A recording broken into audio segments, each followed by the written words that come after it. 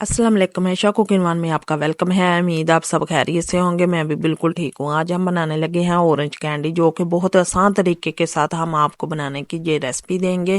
बिस्मिल्लाहिर्रहमानिर्रहीम। एक हमने ऑरेंज लिया है, सिर्फ एक ऑरेंज से हम ये रेसिपी बनाएंगे। ये बच्चों को बहुत पसंद आने वाली है। इस तरह हम इसका जूस निकाल लेंगे। अब जूस को हमने छान लेना है।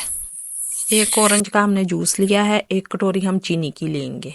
इन दोनों चीज़ों से हम बनाकर कैंडी को तैयार करेंगे, जो बच्चों को बहुत ही पसंद आएंगी।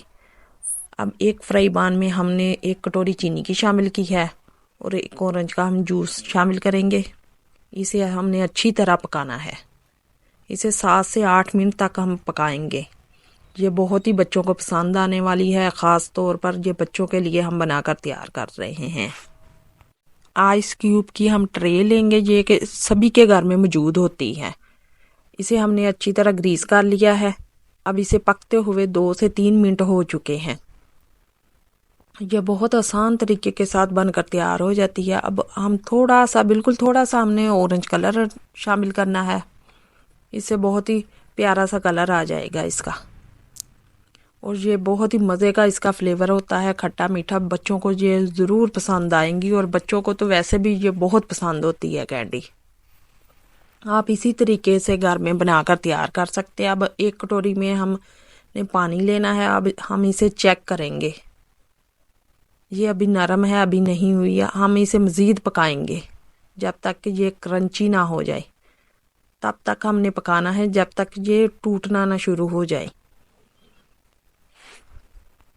अगर आपको हमारी वीडियो पसंद आई है, लाइक करें, शेयर करें और कमेंट में हमें ज़रूर बताएं। अब फिर हम चेक करेंगे। ये अभी भी नरम है, इसका मतलब है अभी तैयार नहीं हुई। अब और मज़ीद हम पकाएंगे। ये बहुत ही जल्द बनकर तैयार हो जाती है। आप घर में इसे बनाकर तैयार कर सकते हैं। और अब हम तीसरी मर्तबा इसे चेक करने लगे हैं।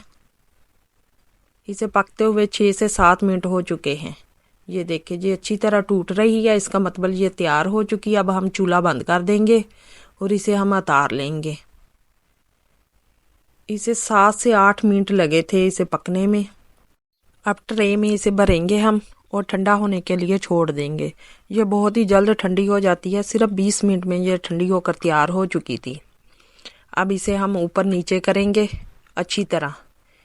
इस तरह करने से बहुत आसान तरीके के साथ है ये हमारी कैंडी निकल कर बाहर आ जाएगी और इतनी क्रंची बनकर तैयार हो।